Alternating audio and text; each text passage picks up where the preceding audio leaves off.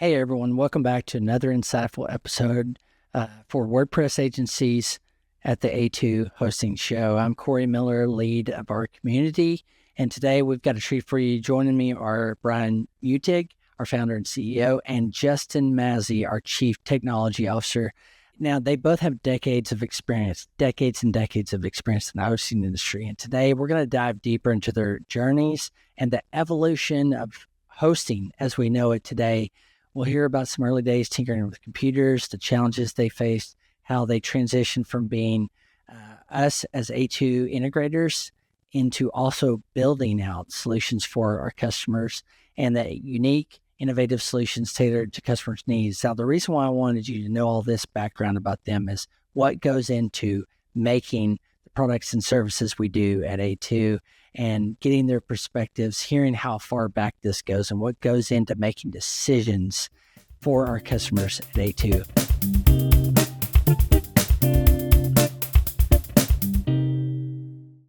Today, we're going to be talking about hosting, and these two gentlemen have a lot of experience, decades of experience in hosting. And today I wanted to be able to talk to them about where we've been, where we are now in hosting, and even some into the future. And then we're going to dive into WordPress hosting too. Bryan himself has been doing a lot of performance and optimizations along with team. Justin manages a great team that helps keep our infrastructure up and going. And so I'm looking forward to this conversation, getting their philosophies, getting their experiences, their viewpoints, their perspectives about all things hosting, because as we're thinking about our customer that we solve, those WordPress agencies, the WordPress web pros, it's vital for you to hear from the leaders making all the decisions. And the past couple of months, I've gotten to know these two gentlemen even more. I see a real value and care. They care about what we're doing, and I hope you're gonna hear that today from these two gentlemen. So, Bryan, why don't you kick us off and introduce yourself, and then we'll kick it over to Justin. I'm Bryan Muthig, founder, CEO of A2 Hosting. We are celebrating our 21st year in business here, and excited to be here today to talk about hosting with you guys. Thanks, Bryan. Yeah, I'm Justin Mazzi. I'm the CTO here. I've been in hosting since 2000. Started with kind of host my own website, ran into some trouble, jumped on some forums, and started to meet people in the community. And before you knew it, I was working for a hosting company. Well, what were you doing before that, Justin, that led you up to this? And Bryan, I'm going to ask you your background too, but started around 2000 in the hosting industry, but what led you to that? For me, I got my first technical job working for a network monitoring company, and you had about 50 minutes out of the hour to yourself to do pretty much whatever you wanted. You're just checking in on things about once every hours, and they had a whole pile of server equipment from Spark 5s to x86s, and they said I could build up whatever I wanted and play around, and that's what I did. I went to the library, bought a Red Hat book that came with a CD, and built a server and started playing around with it, learning Linux and seeing what it could do. It seems the best stories, as I've talked over the years with technical people, is that tinkering, seeing a fascination with something, going, oh, there's a computer. I can't remember the Atari or Commodore 64. I was like, whoa, this is magic in real life. But as I've heard Bryan's stories and other technical people over the years, I go, there started with some fascination. So like in this story, you're like, hey, I had some free time. I wanted to tinker around. And I love those stories. Technical people in technology specifically always turns out with some fascination in the past. What was yours before even the network engineering job? For me? Yeah. Okay. Well, for me in school, I started to learn about punch card computers, actually. That's dating myself, but I remember just being fascinated with how computers kind of started, and had to report on that and realized how much better we have it, even though at the time I think it was Windows 95 we were using. So I was definitely just impressed by how much it kind of grew. And then at that time, I was actually going around to like the computer shows when those were a thing, buying RAM, eight megs at a time, 16 megs at a time, thinking that was a pretty cool system, and coming back, putting DOS on it and playing around. And then I got into QBasic a little bit and made myself like a flashcard math app to practice my math facts. And I just felt a lot of satisfaction in kind of being able to build something myself. And then you just kept following that path, that fascination, or how would you describe all that? I was definitely fascinated with it, but it was very difficult to find a job back then that was relevant unless you were a programmer. And I definitely wasn't a programmer at that point. And so I was doing kind of whatever random jobs I could to find the hobby side of, wanting to have computer equipment. So I was doing electrical work, actually. This electrician's helper did that for a couple of years, and then got into, I needed benefits because I started a family. So I got, I started working for Office Max, which they had computers, so I could sell computers, mess with computers. So definitely trying to get as close as I could to computers as possible. And then the opportunity with the network monitoring job opened up, and I took that immediately because it was the first relevant job that I found that I felt like, okay, I can actually learn something new that's going to help me down the path, I wanted to go. Yeah. A lot of hosting people, it seems like there's this, dichotomy a little bit of hardware, love to tweak wires, put in new RAM, whatever that is, with some software too. And I think your story kind of illustrates that, of like that kind of blend where it settles in your careers in, hosting, which is that unique blend. It seems like hardware and the software blend. I agree. Bryan, how about you? Take us back a little bit. I know we've talked in the past, but take us a little bit about your fascination that led you to this path that eventually became A2 and everything you're doing here. Yeah. Well, I got my first computer when I was 12 years old. Thank you, Mom. I think she had a friend of hers who had, and we're in Ann Arbor, Michigan, so she worked at the University of Michigan here. And they had a program to, purchase computers, and she had a coworker that had purchased one for her kids, and said, okay, maybe this is a good idea. It seems to be, everybody's doing it, kind of thing. And yeah, I got hooked, right? I broke it a bunch and fixed it a bunch, and then broke it some more and fixed it some more.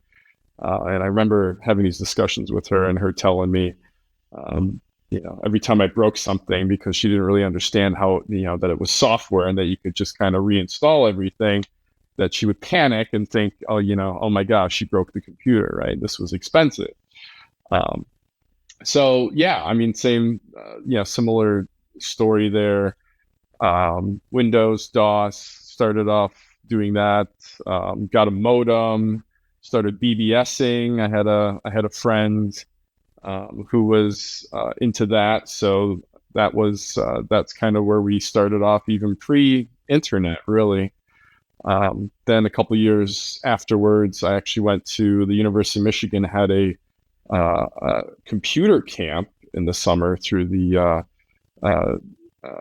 I don't know if it even exists still. I think it was the Computer Aided Engineering Network or something department, and did that for 2 weeks.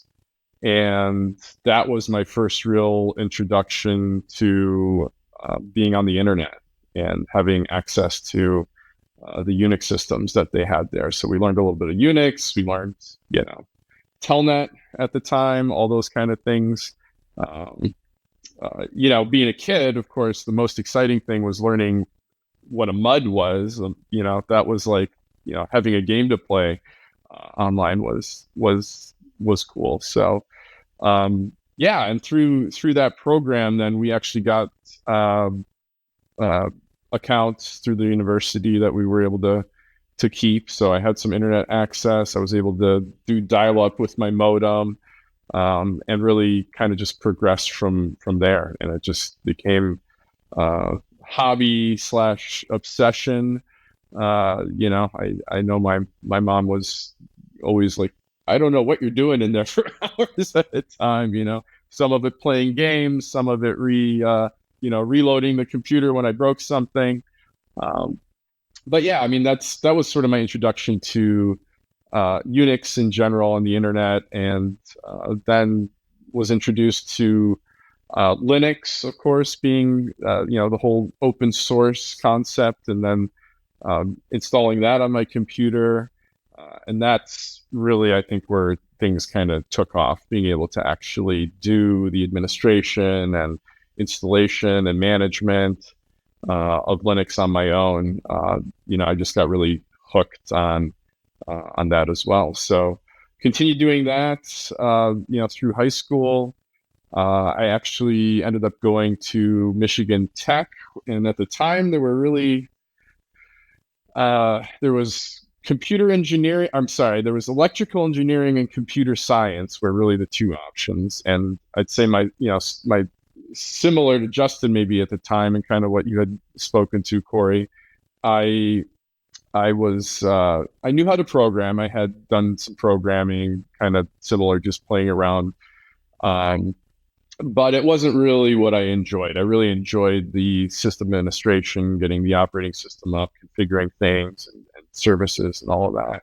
Sort of that in-between integration between the hardware and the software, right? So I actually ended up choosing electrical engineering, thinking, okay, well, I don't know much about the hardware layer. Let's learn about this. So I went there. I was there, I think, about a year and a half. Quickly learned that I really wasn't that interested in the electrical engineering hardware portion of things. It was certainly interesting, but I really liked that system administration. It became pretty clear to me that was where I wanted to start my career. And at the time, again, there really wasn't there wasn't a degree program for that available there. So I actually ended up moving back to Ann Arbor and telling my mom, hey, I don't think this is for me. I don't want to be a programmer. I don't want to design the hardware. I kind of want to do this thing in between. She was certainly disappointed that I didn't want to continue my education at the time, but I made a deal with her. I said, hey, if I can get a job doing this, then what's the problem, right? Why does it matter? So I went out that summer and started looking for a job, and 3 weeks later, I was working. I had a system administration job, and was kind of a starter program, which was really nice. I kind of lucked out and fell into one where they were looking for folks like me that were looking to get into it and didn't necessarily have a ton of experience. And that was really the beginning of it. So I started doing that for years, and again, obviously it was my hobby as well. A2 was a hobby. A2 hosting was a hobby business to begin with. We were setting up websites for friends and family and doing the hosting, and decided, hey, let's put up our own website and start selling the service to people, and see if we have, we already have the servers, we already have everything up and running. Let's see if we can pay for our own server hosting, and it really just took off from there. I want to come back to the sysadmin role. It seems like very natural within hosting. Well, let me ask now, when you think about a sysadmin, the work, what are you really doing? We see this blend from both of your, I think, backgrounds, but a blend of hardware, software, and fascination with that middle. But when it seems like that role, coming back to that sysadmin, really is that you're there to take care of all the things that someone might need. But how, in your words, what is really a sysadmin? If a sysadmin is doing it well, what's the output? What's the results of that? I think for me, we're integrators, right? It's taking all of those pieces of software and services and hardware and network and that entire stack that encompasses a platform that's necessary in order to run a hosting business or any other kind of service, really, and making those things all work together. And it's incredibly complex, And I think, you kind of what you're saying, you'll find that a lot of people that ended up in these positions were kind of jack of all trades, right? Like we know a little bit about everything because you have to learn a little bit about everything. And then obviously you choose to specialize in, in the particular things that you're interested in or that your career takes you. But you end up having to know a little bit about all the different pieces because inevitably it's all related to get it all to work together. When I think about what a system administrator is, I would agree with you, Bryan. It's definitely changed a lot. We talk about full stack, engineers these days, but there was only full stack engineers back then. There's no guides like here's how you set up hosting and go follow this guide, right? You had to figure out how to set up all the software, how to integrate it yourself. Like if you couldn't do it all, you weren't really as much of a sysadmin. You're probably more, in support at that point and haven't made it to a systems administrator.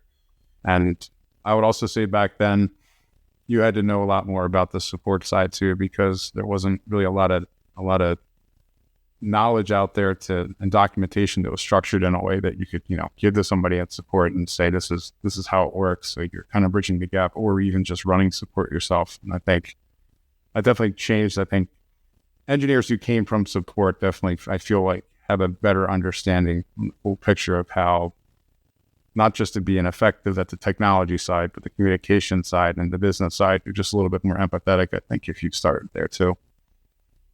I mean, 100%.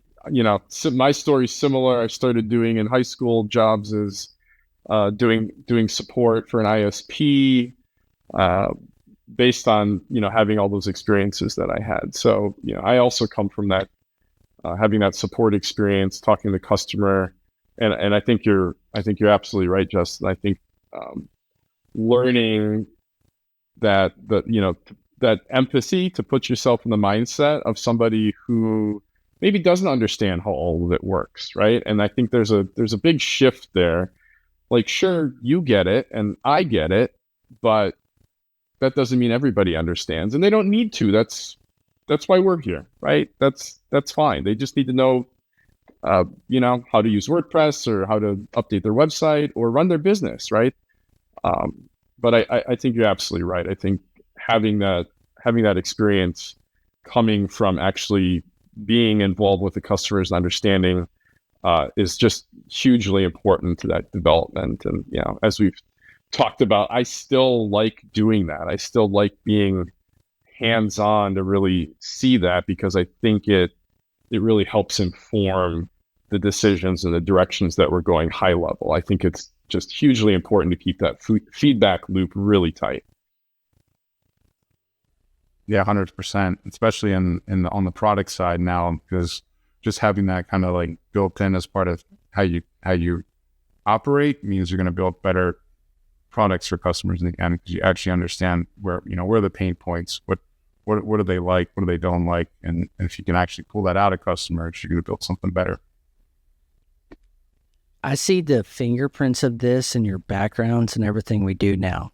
In support, I remember getting on my own onboarding, that support was going to go through weeks of training because they had to know how to troubleshoot. I might be making this up, but like Microsoft Outlook, potential issues that might come in, all the way to something broke on my WordPress website. And I thought, wow, that's incredible, the breadth of that. But I see that from both of your experiences, like in that role as integrator, and that you need to be that jack of all trades, because you're going to be thrown a lot of stuff, random stuff. You need to be able to know how to troubleshoot. One thing I see very much come from our company culture, and obviously it's led by you all, is that empathy side of understanding, okay, someone's going to come in. We're there just to help them get what they're doing and go on. But I'm curious, when I say all those things, what comes up for you all?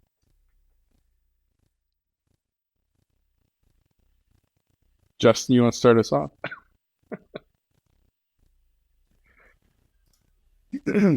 No, I think it's the kind of the nature of the business, and I'm seeing this right now as we're looking for network engineers, and one of the things that's distinctly different of working in hosting company is the environment we're building is for the customers. We're not building this network to be supported for our staff. The staff use it, but really it's built for their customers. And that when we're making decisions and optimizing the network, it's typically for the customer. And I think that's kind of the nature of the business in general, is we're constantly trying to create an environment that's, not optimized for us necessarily, but really optimized for the customer.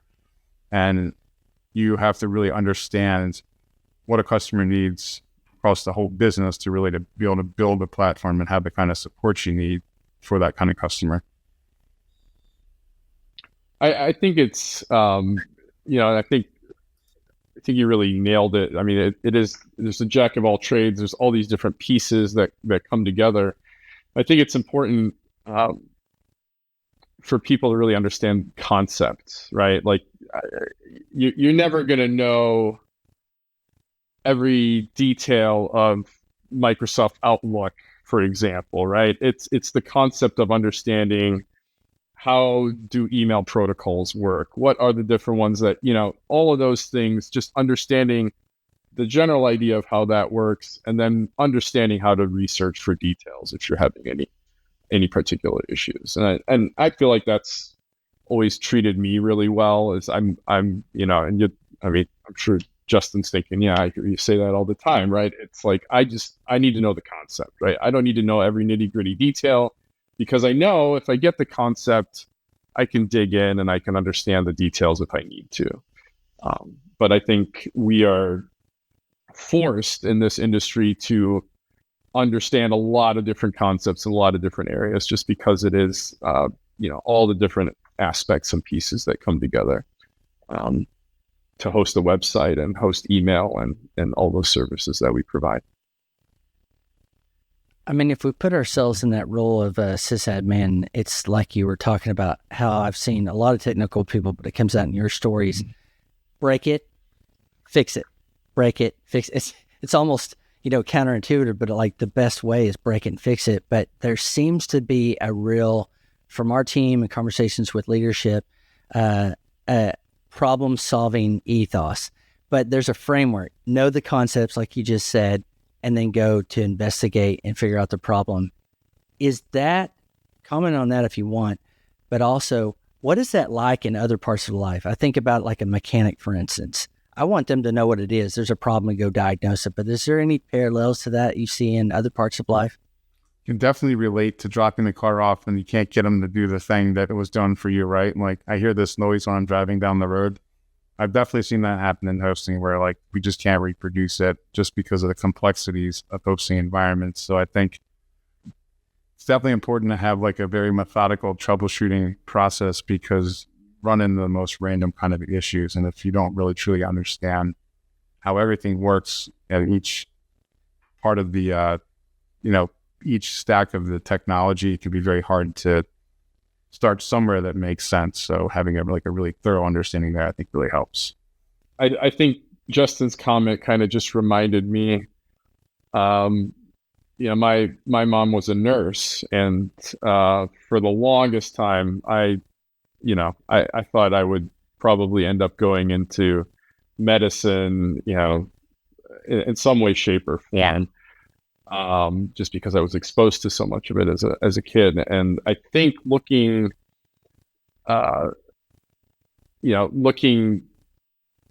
back to, I guess, just my personality, the troubleshooting, trying to understand. I mean, I've always been like that, and I think that's what attracted me probably to the computer side of things is just because endless amounts of things that you can learn and try to understand, and concepts to get, and taking all those pieces and putting them together to try to figure out what's wrong or to accomplish whatever it is you're trying to do. And I have over the years sort of seen, you go to the doctor and you have this problem, and they have to kind of figure out based on the outcomes that they're seeing, and their, similarly, their understanding of how the body works and all these different pieces. I could see a real parallel there, right? where you're kind of working backwards to rule things out, this, differential diagnosis. I mean, I feel like we use a lot of those same processes and concepts in troubleshooting technology problems too, because we are in this very unique middle where everything is touched and every piece of it could be part of the problem.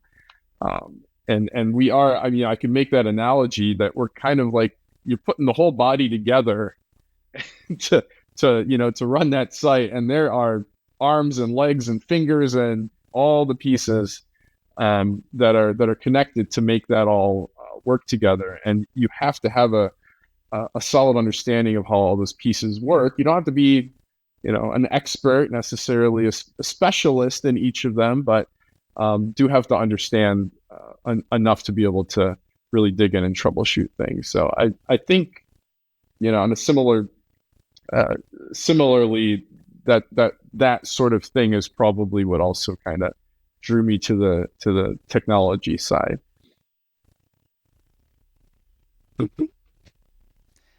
So the other part that you both mentioned, and I'm a little surprised, but in a great way, you mentioned empathy. Like in this role of the middle, in medicine, absolutely, we got to be empathetic, but in hosting and problem solving, we have to put ourselves in the mind of the customer. It's one of our core values, which is customer focused, but comes out in several of the others: curiosity, collaborative, flexible, or as we call it, agile. But get in, diagnose the problem, go where it is, figure out with curiosity where we go. But the word empathy really stands out. I mean, that's something I don't always hear or feel with any hosting company, but it's one that you all brought up just kind of naturally. But talk about the empathy side of things.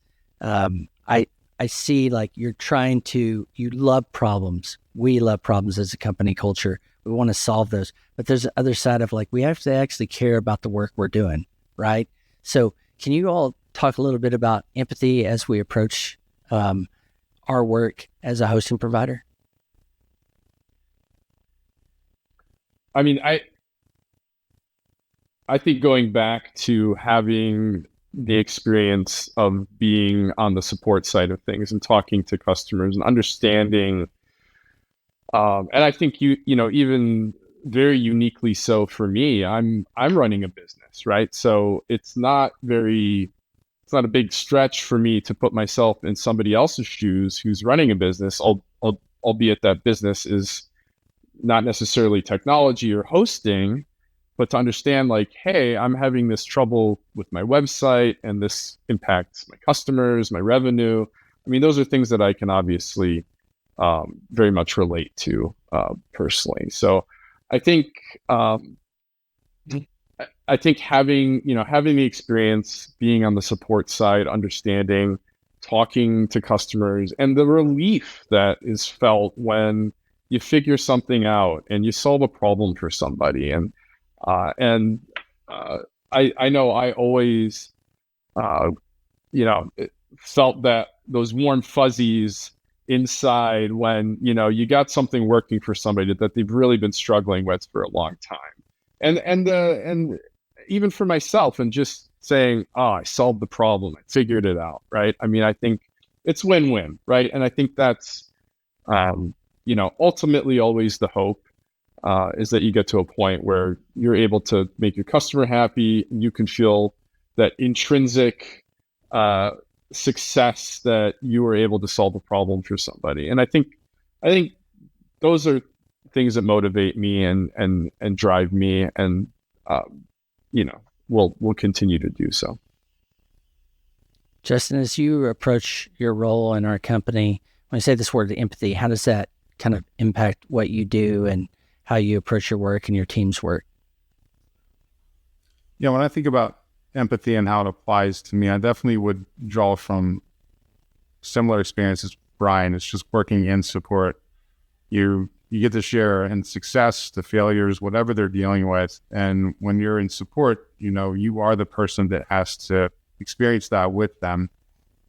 And for me, I definitely took that experience into being an engineer because I knew what it meant when things got escalated to me, that I know where that conversation probably went by then. And I'm already thinking, all right, this customer's probably having some real trouble and there's probably a reason they're upset. And I want to understand that and make sure it doesn't happen again, because, that's going to help support. That's going to help, they're going to have better experiences with their customers because they're not going to be dealing with that same problem again. I'm thinking about it from that point of view. And then as a leader, it's just instilling that in other engineers who may not have had that same kind of experience I had, where they had to work in support. Not everybody has done that.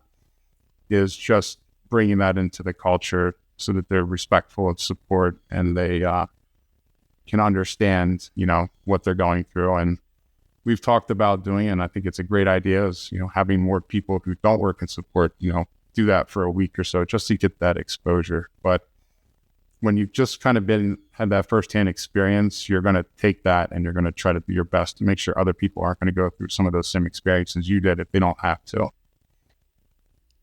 I had a teammate one time said, I wish every new person we had came in had at least spent some time in food service, because it's hard. And that is the job. Understand needs, try to meet needs as best you can.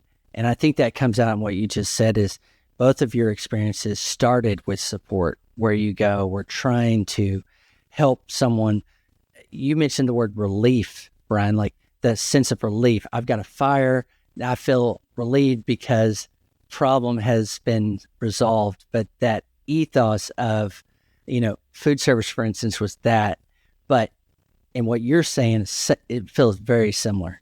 Like, I understand deeply the problems because I've been there, and now I'm trying to help someone else with that. And you defined empathy right there. So right here, I want to talk about really the industry overall. You all have seen it for decades, right? Start here in its infancy, grow to where it is today.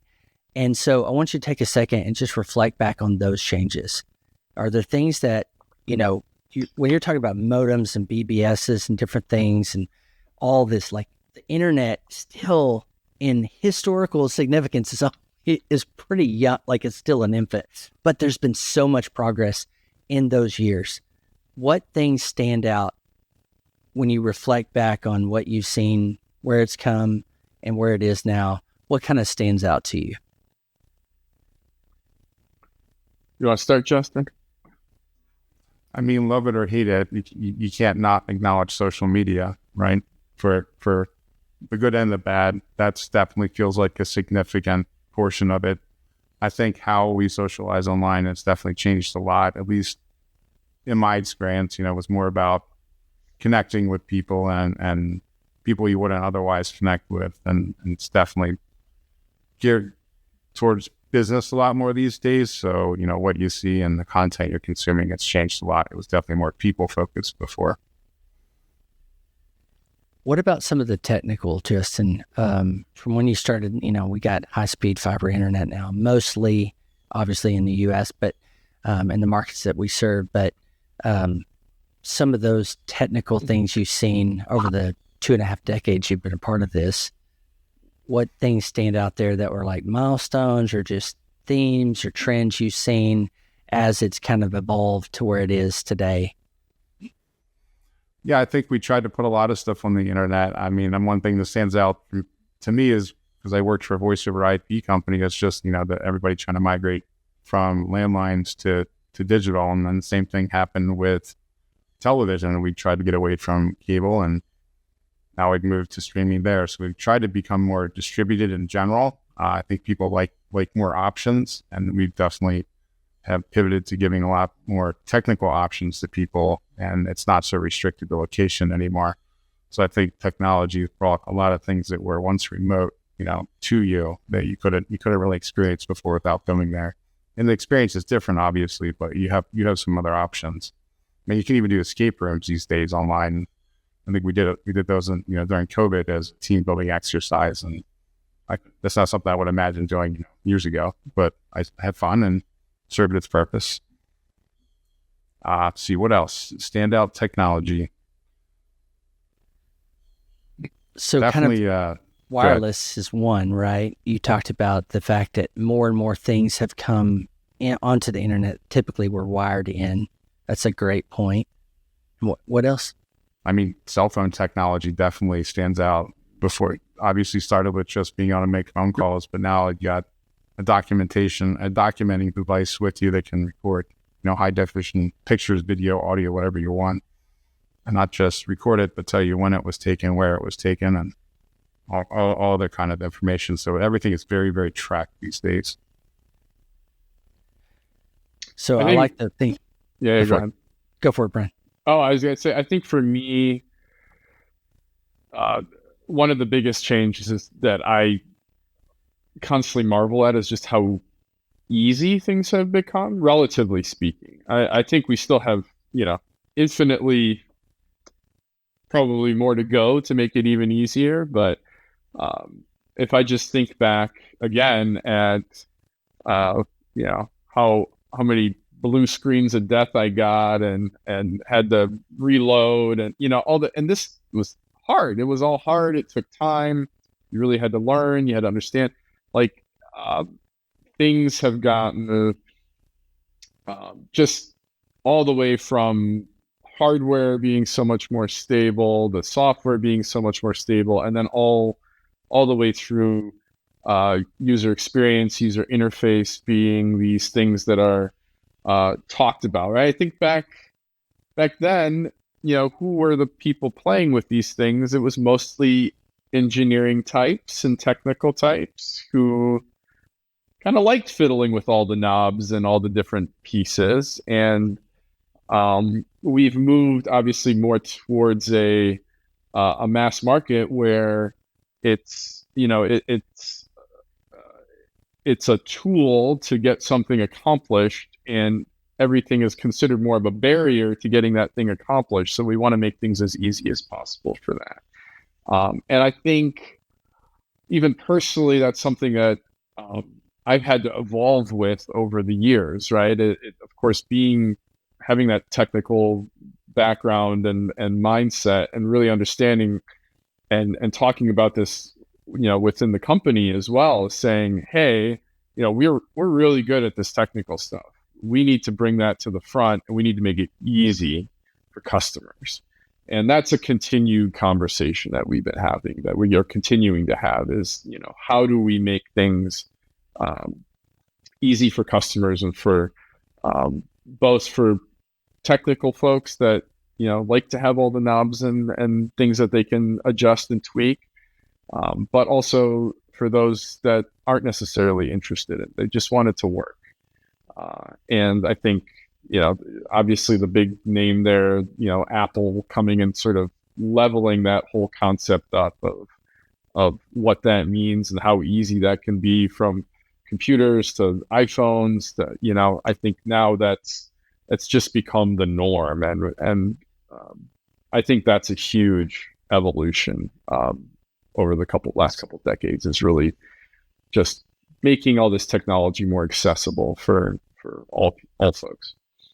Another thing that comes to mind when I think about like technology innovations is just the open source communities that have evolved a lot, because the tools have evolved a lot. You have companies like GitHub out there that did a lot for the community, giving away free, Git hosting to these big projects and created great collaboration tools, things like that. And I think as a result, we have much more complex and advanced software that is accessible for free in a lot of cases, or at least has a nice community behind it. And I think that's just made the experience of using it in general just much, much better.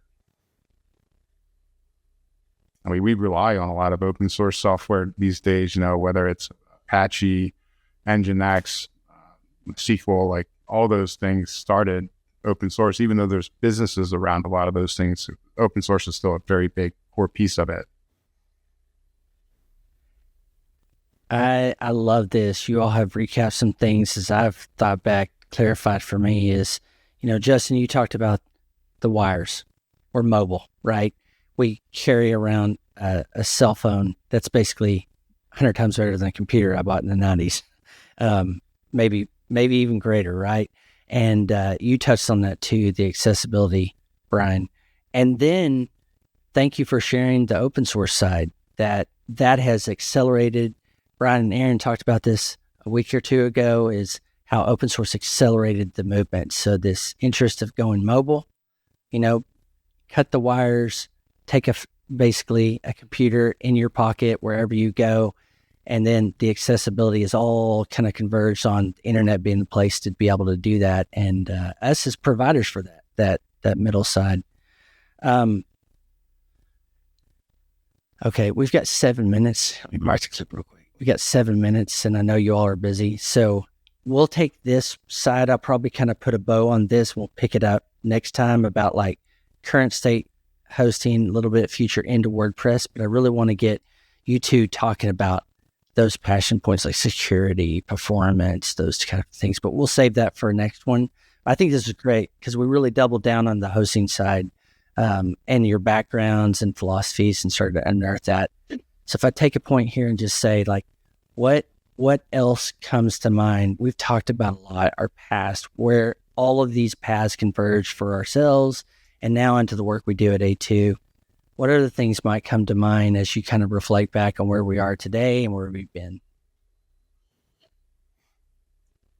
I mean, for me, because I've been in the hosting for a long time, it's just about the maturity of the company, the things we're building. I feel like we're at a point where we're pivoting from mostly being integrators to builders. And I think that is something I would like to hear talk about a little bit.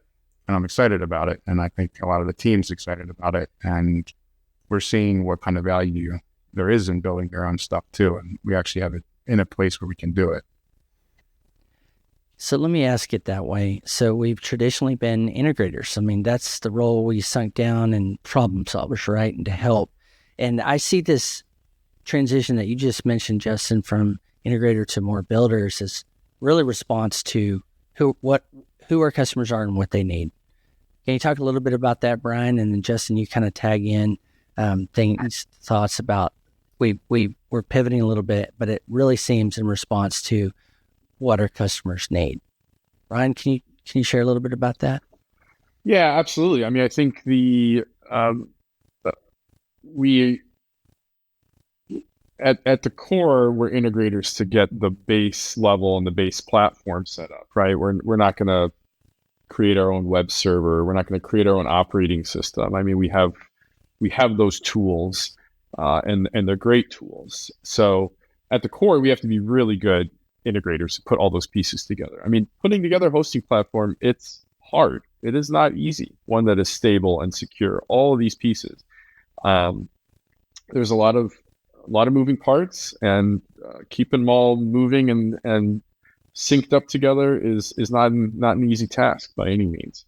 But I think what we have seen over the years here is there's also limitations to what you can do with that. There are going to be pieces, and I just talked about this a little bit, where we're trying to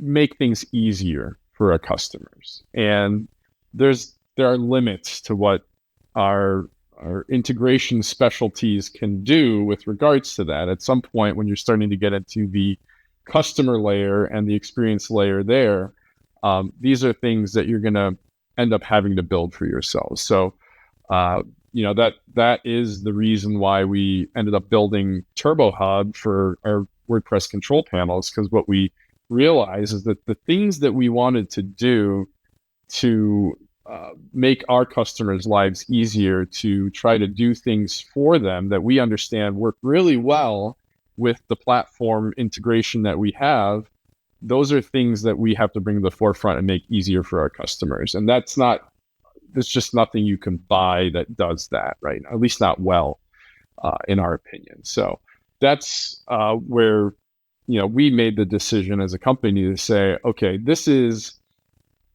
the layer on top of the secret sauce of the integrations underneath, and the platform underneath that we have been, that we have decades of experience building. But how do we make that easy for customers, right? That whole model of trying to make that, an easy button, so to speak. So that's, I think, to me, that's what we're focusing on, and where we're trying to evolve to, is to say, hey, like, we know this stuff. We know what it looks like to have a WordPress site specifically configured well, working on the platform, fast, secure, all those different things that everybody knows they need. How do we make that easy? How do we just make that work? Save people time, save people money, all of the above, right? And so those are the pieces that we realized we had to build ourselves.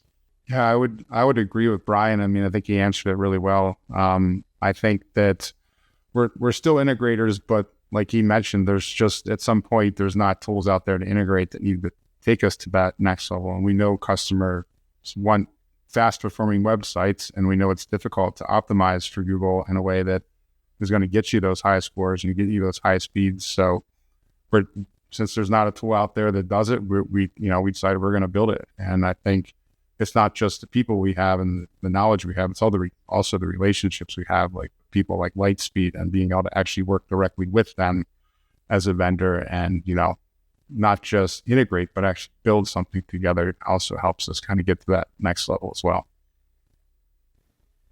And that really came from listening, watching, observing what our customers needed, right? 20 years ago, 10 years ago, do these things, do them well. But it seems like I know how much you're in the details, Bryan, but something spurred that. And it was they need this, we need to go and do that. But that was really customer focused responsiveness, right?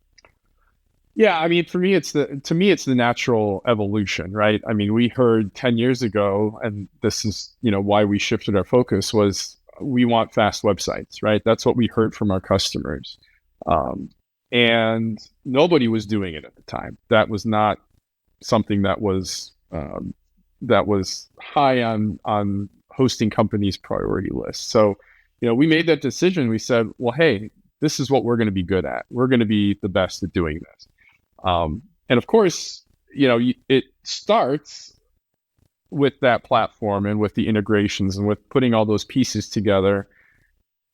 And then you got a layer on top of that, right? And so what we learned over the last decade doing this is you can build a great platform, you can make it fast, but it does also need those layers on top of it into WordPress, into CDNs and the network and all those other pieces that are sort of layers above that also need to be integrated to really get the full experience to the extent that is possible. So that's really what we've been working on and continuing to evolve into, is to say, okay, we have this great platform.